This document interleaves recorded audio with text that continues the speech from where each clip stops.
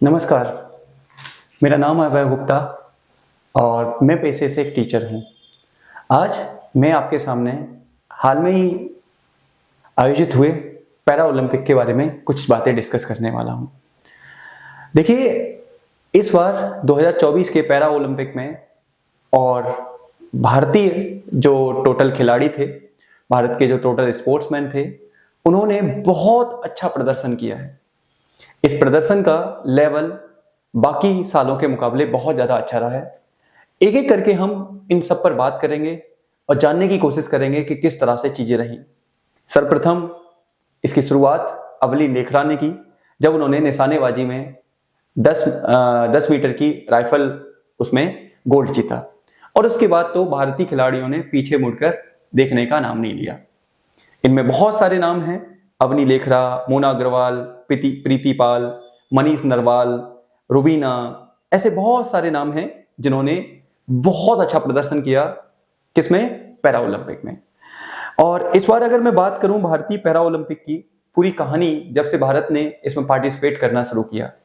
सर्वप्रथम para Olympic में भारत ने 1972 में पार्टिसिपेट किया, जब भारत को एक मेडल मिला था, गोल्ड, एकमात्र मेडल मिला था। 1984 में 4 मेडल, 2004 में टोटल 2 मेडल, 2012 में 1 मेडल, 2016 में लगभग 2 सिल्वर, 1 ब्रॉन्ज और 1 आपका गोल्ड, 2019 में 5 गोल्ड, 8 सिल्वर और 6 ब्रॉन्ज। लेकिन इस बार कमाल हो गया है, भारतीय खिलाड़ियों ने एकदम कमाल का प्रदर्शन किया है, जिसमें क्या है एक एक करके समझने की कोशिश करेंगे। इस बार गोल्ड 7 भारतीय खिलाड़ियों ने जीते हैं और सिल्वर 9 भारतीय खिलाड़ियों ने जीते हैं और ब्रॉन्ज 13 भारतीय खिलाड़ियों ने जीते हैं। अब देखिए, ये तो नॉर्मल बात है, बहुत अच्छा प्रदर्शन है, बहुत अच्छी बात है, ये सब कुछ बढ़िया रहा है। लेकिन क्या हम लोग इन खिलाड़ियों की जीत से खुश नहीं है? क्या हम हमारे प्रदर्शन से, जो बाकी सालों के मुकाबले बहुत अच्छा हुआ है, उससे खुश नहीं है? आप कहोगे कि क्या आप बेवकूफ़ी वाली बातें कर रहे हो, भारत के खिलाड़ियों को ये मिला है तो भारत के खिलाड़ी क्यों खुश नहीं होंगे, भारत के लोग को क्यों खुश नहीं होंगे? तो मैं आपसे एक छोटा सा डिस्कशन यहाँ पे चाहता हूँ, और वो डिस्कशन है कि जब हमने इसी साल T20 वर्ल्ड कप जीता, T20 वर्ल्ड कप जीती हुई विनर टीम ने जब अपना रैली निकाली मुंबई के अंदर, 3 लाख लोगों से ज्यादा उसमें लोगों ने पार्टिसिपेट किया। इसके अलावा बीसीसीआई ने 20 करोड़ रुपए अनाउंसमेंट किए कि हम इतने इतने खिलाड़ियों को बड़ी मात्रा में पैसा देंगे। पैसों की बरसात हुई खिलाड़ियों के ऊपर। लेकिन क्या इतना अच्छा प्रदर्शन करने वाले पैरा ओलंपिक खिलाड़ी, बेसिकली डिसेबल्ड खिलाड़ी, दिव्यांग खिलाड़ी, जिन्होंने इतना अच्छा प्रदर्शन किया, क्या ऐसा समर्थन उन्हें मिला? क्या ऐसी मीडिया कवरेज उन्हें मिली? क्या ऐसा स्वागत एयरपोर्ट पर या बाकी जगह उनका किया गया? तो अगर आप देखोगे, आप पाओगे नहीं।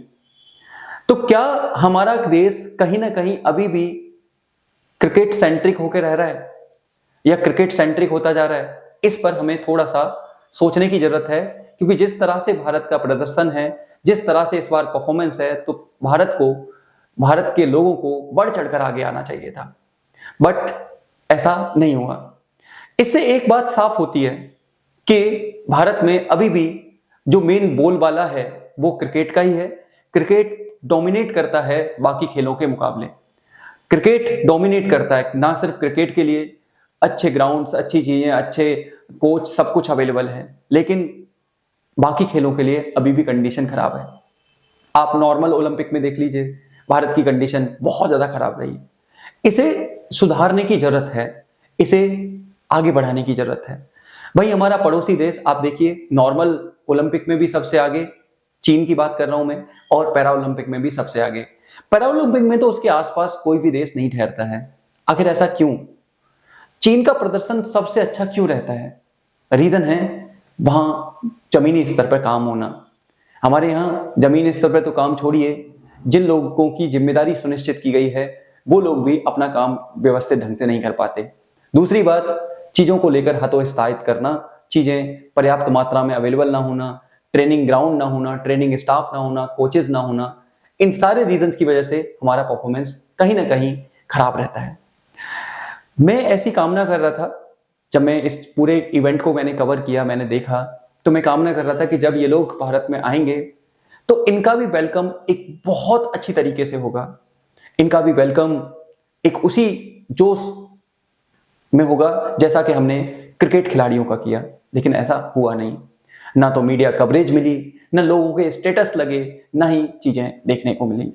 तो इसी बात के साथ मैं आपको इस बात से अवगत कराना चाहता हूं कि कहीं ना कहीं अभी भी हमें बहुत काम करने की जरूरत है। काम करने की जरूरत है पैरा ओलंपिक के साथ साथ जो आपका नॉर्मल ओलंपिक है उसमें आगे ले जाने की। लेकिन ओवरऑल कहा जाए तो भारतीय खिलाड़ियों को इस बार बहुत बहुत बधाई, जिन्होंने देश का नाम रोशन किया, लोगों का नाम रोशन किया, अपने देश को रिप्रेजेंट किया और हम लोगों को 18वें नंबर पर लाके रखा। 18वां, धीरे धीरे ये प्रदर्शन ऐसा ही रहा, चीजें सपोर्ट मिली, सरकार का समर्थन मिला, नागरिकों का समर्थन मिला, तो ये वो दूर नहीं है जब हम टॉप 10 फिर टॉप 5 और फिर टॉप 3 में आना शुरू कर देंगे। क्योंकि देखिए एक बड़ी आबादी वाला देश है, हम कितना भी कह लें कि हम सुपर पावर बनने वाले हैं, तो आपको अपनी खेल डिप्लोमेसी को भी तो आगे बढ़ाना होगा, आपको अपना स्पोर्ट्स डिप्लोमेसी को भी तो आगे बढ़ाना होगा। जब आप सुपर पावर बन रहे हैं, बनने की तरफ हैं, तो आपको हर क्षेत्र में योगदान देने की जरूरत है, हर क्षेत्र में काम करने की जरूरत है। तो ये बात थी किसकी? पैरा ओलंपिक की।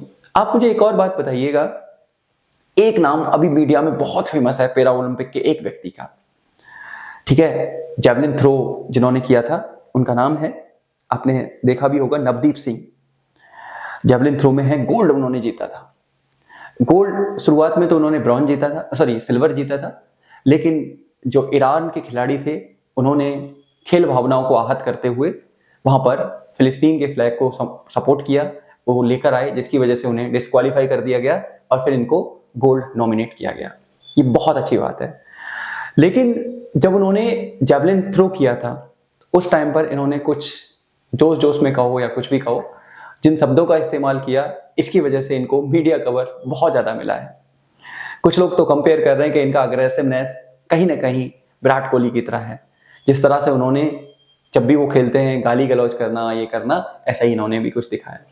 कुछ लोग तो कहते हैं कि दिल्ली से हैं और दिल्ली के लोगों का व्यवहार ऐसा होता है, गाली गलौज वाला थोड़ा सा, तो इस वजह से उन्होंने दिखाया कि यस वो दिल्ली से हैं। लेकिन ओवरऑल जो भी है वो अलग मुद्दा है। प्रदर्शन, परफॉर्मेंस और नाम तीनों ही उन्होंने कमाए हैं नवदीप सिंह ने, और ये सारी चीजें। दूसरा, अवनी लेखरा लगातार दूसरी बार गोल्ड, इससे पहले 2019 में भी, इस बार भी।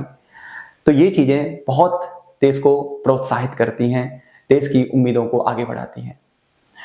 आप बताइएगा, क्या आपको लगता है क्या हमने हमारे पैरा ओलंपिक खिलाड़ियों को वही सम्मान, वही चीजें प्रोवाइड की जो हम क्रिकेट की तरफ रखते हैं?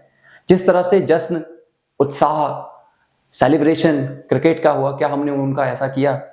आप क्या सोचते हैं इसके बारे में, ये जरूर बताइएगा। इसके अलावा लास्ट में मैं आपसे एक क्वेश्चन पूछूंगा पैरा ओलंपिक से ही संबंधित, जो आपको आंसर देना है। एक खिलाड़ी हैं जिनका नाम है, एक मिनट रुकिएगा, हाँ मैं बता देता हूं, जिनका नाम है मनीषा रामदास। आप एक खिलाड़ी हैं मनीषा रामदास, आपको बताना है इनका संबंध किस खेल से है। ऑप्शन आपके सामने दे रहा हूं। ऑप्शन ए, एक एथलीट हैं। ऑप्शन बी, बैडमिंटन खेलती हैं। ऑप्शन सी, आपका रेसलिंग में है। ऑप्शन डी, आपका जैवलिन थ्रो। तो मनीषा रामदास के बारे में आंसर जरूर दीजिएगा। मैं अपनी बात यहीं पे खत्म करता हूं।